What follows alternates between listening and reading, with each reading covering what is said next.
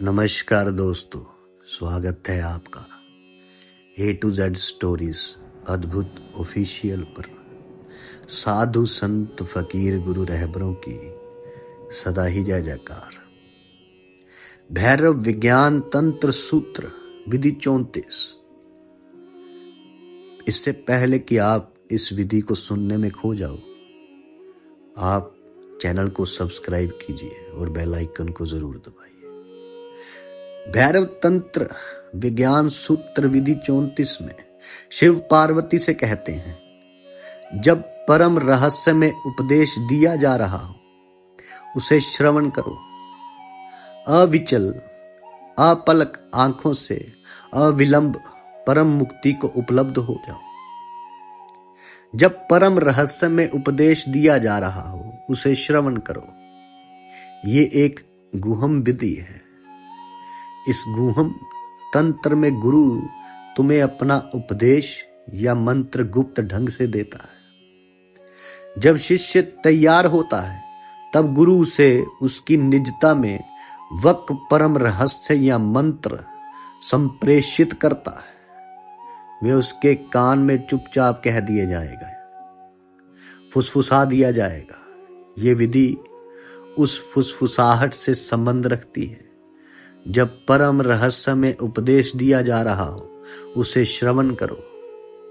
जब गुरु निर्णय करे कि तुम तैयार हो और उसके अनुभव का गुहम रहस्य तुम्हें बताया जा सकता है, जब वे समझो कि वे क्षण आ गया है कि तुम्हें वे कहा जा सकता है जो अकथनीय है, तब इस विधि का उपयोग होता है। अविचल अपलक आंखों से अविलंब परम मुक्ति को उपलब्ध हो। जब गुरु अपना गुहम ज्ञान या मंत्र तुम्हारे कान में कहे तो तुम्हारी आंखों को बिल्कुल स्थिर रहना है। स्थिर चाहिए रहना, उनमें किसी तरह की भी गति नहीं होनी चाहिए। इसका मतलब है कि मन निर्विचार हो, शांत हो, पलक भी नहीं हिले, क्योंकि पलक का हिलना आंतरिक अशांति का लक्षण है।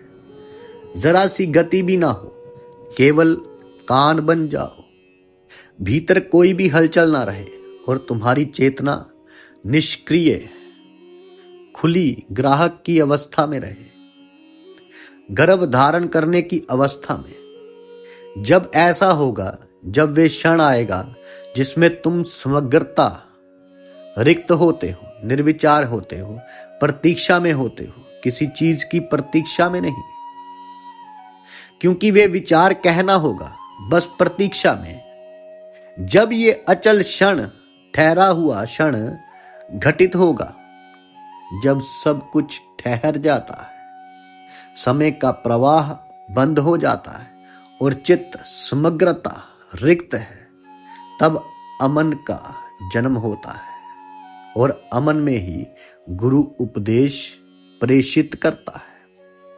और गुरु कोई लंबा प्रवचन नहीं देगा, वे बस 2 या 3 शब्द ही कहेगा। उस मौन में उसके वे 1 या 2 या 3 शब्द तुम्हारे अंतरतम में उतर जाएंगे, केंद्र में प्रविष्ट हो जाएंगे और वे वहां बीज बनकर रहेंगे।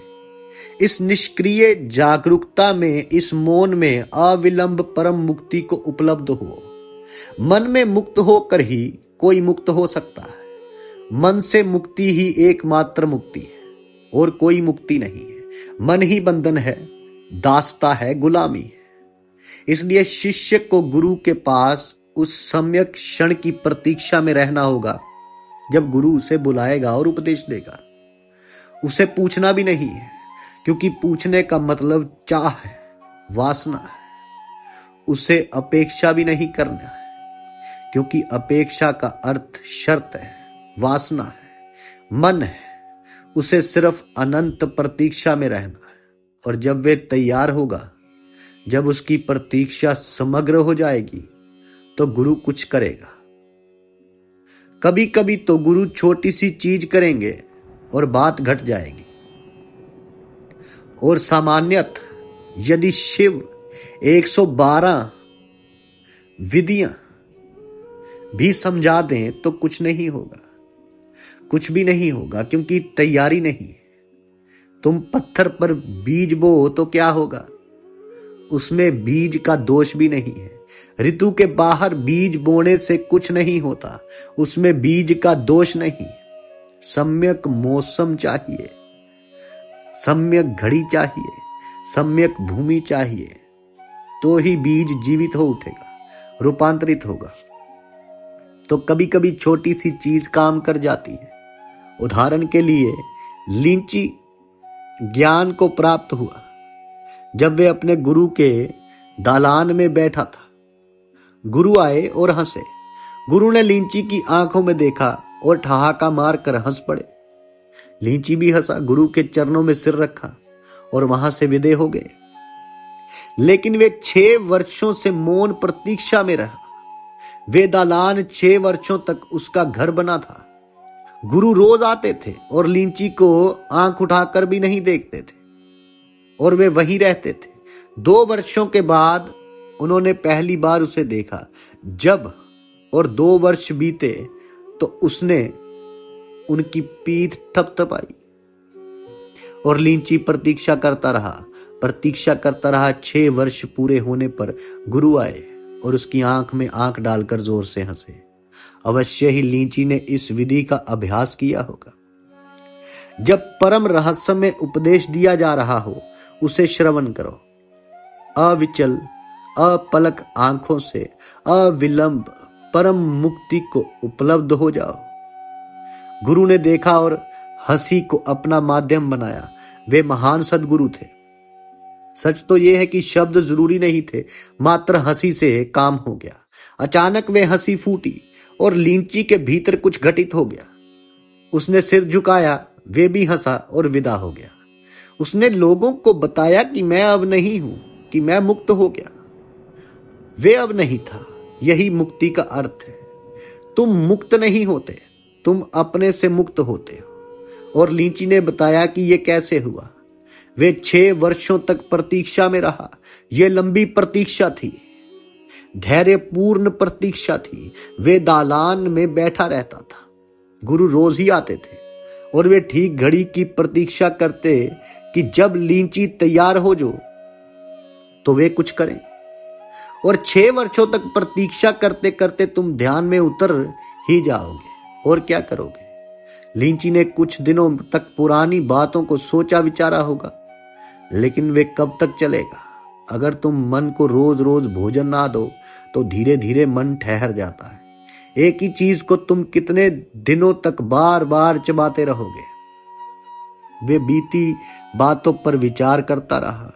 फिर धीरे धीरे नया ईंधन ना मिलने के कारण उसका मन ठहर गया।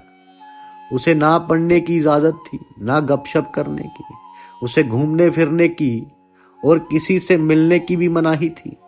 उसे अपनी शारीरिक जरूरतों को पूरा करके चुपचाप इंतजार करना था। दिन आए और गए, रातें आई और गई, गर्मी आई और गई, झाड़ा आया और गया, वर्षा आई और गई। धीरे धीरे वे समय की गिनती भूल गया।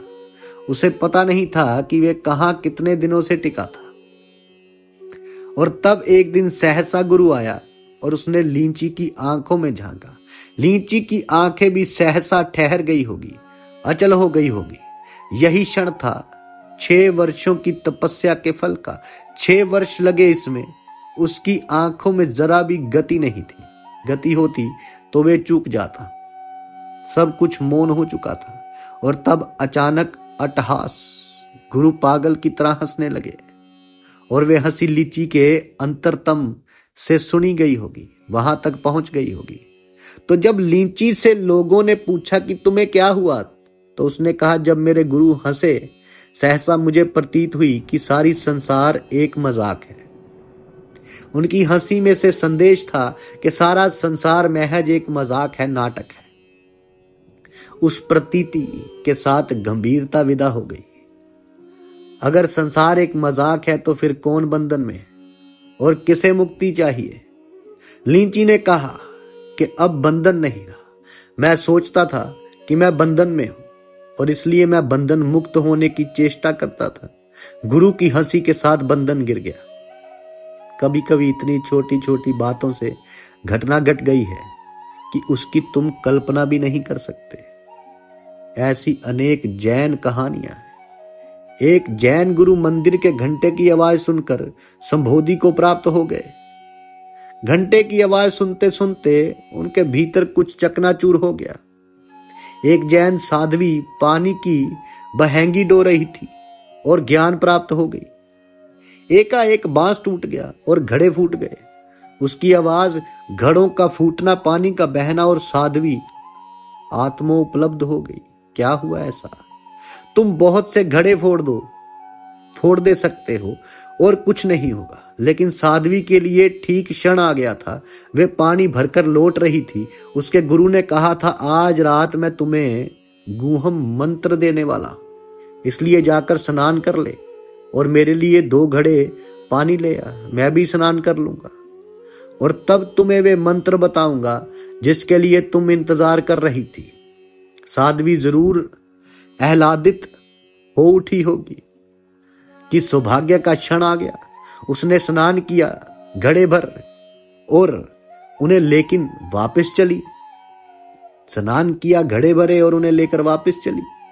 पूर्णिमा की रात थी और जब वे नदी से आश्रम को जा रही थी कि राह में ही बांस टूट गया और जब वे पहुंची तो गुरु उसकी प्रतीक्षा कर रहे थे। गुरु ने उसे देखा और कहा कि अब जरूरत नहीं रही, घटना घट गई है। अब मुझे कुछ नहीं कहना, तुमने पा लिया है। वे बूढ़ी साध्वी कहा करती थी कि बांस के टूटने के साथ ही मेरे भीतर कुछ टूट गया, मेरे भीतर भी कुछ मिट गया। ये 2 घड़े क्या फूटे, मेरा शरीर ही टूट गिरा। मैंने आकाश में चांद को देखा और पाया कि मेरे भीतर सब कुछ शांत हो गया और तब से मैं नहीं हूं, मैं मुक्त हूं और यही मोक्ष का अर्थ है। इसी को शिव कह रहे हैं कि जब परम रहस्य में उपदेश दिया जा रहा हो उसे श्रवण करो।